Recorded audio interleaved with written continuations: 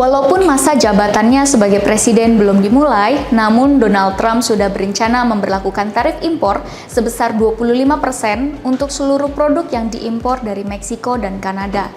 Khusus untuk produk asal Tiongkok akan dikenakan tambahan tarif sebesar 10%. Dan pihaknya juga mengancam akan mengenakan tarif sebesar 100% terhadap negara-negara BRICS.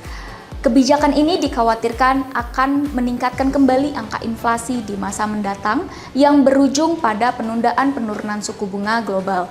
Nah, bagaimana dampak kebijakan ini terhadap Indonesia?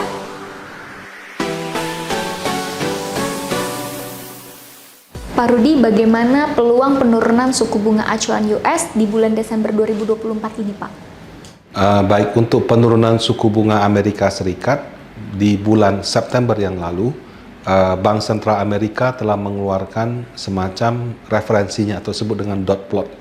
Berdasarkan referensi tersebut, di bulan Desember ini seharusnya akan turun 25 basis. Karena targetnya itu adalah turun di Desember ini, tahun depan turun 4 kali 25 basis. Nah, tapi spekulasi akan penurunan suku bunga ini memang sangat liar 1-2 bulan terakhir ini. Ada karena data inflasi dan penganggurannya tidak sesuai ekspektasi.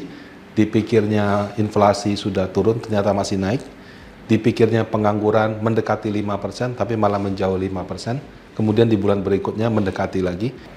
Ketika datanya bagus, orang bahkan yakin penurunan suku bunga itu bisa sampai dengan 50 basis untuk di bulan November dan Desember. Kemudian karena beberapa pernyataan Donald Trump menjadi lebih sedikit, kemudian begitu data inflasinya berubah jadi lain lagi gitu. Tapi sejauh ini berdasarkan perkembangan hingga data di awal Desember, penurunan suku bunga 25 basis untuk Bank Sentral Amerika kelihatannya sudah sesuai dengan perkiraan awal.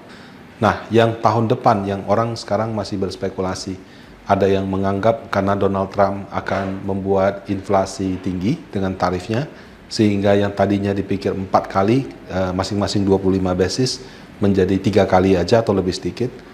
Ada juga yang beranggapan bahwa kalau Donald Trump menurunkan harga BBM dan listrik seperti janji kampanye dia, maka inflasi bisa turun drastis, penurunan suku bunga bisa lebih cepat.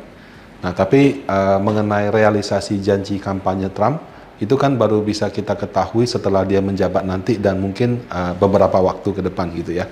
Jadi untuk penurunan 25 basis Bank Sentral Amerika di bulan Desember menurut saya kemungkinannya sudah mendekati 99%. Nah, kalau untuk Indonesia yang menurut saya masih tergantung kurs nilai tukar.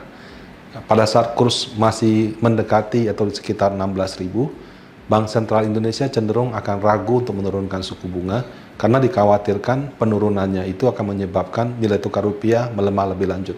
Tapi kalau misalkan kurs kita sudah di level 15.500, bisa saja penurunan suku bunga terjadi.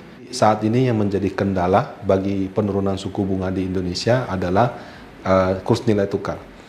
Tahun depan apabila benar inflasi turun, kemudian kebijakan Trump berlaku, suku bunga Amerika ya mau turun 3 kali atau 4 kali, harusnya Indonesia juga akan mulai mengikuti penurunan suku bunga ini.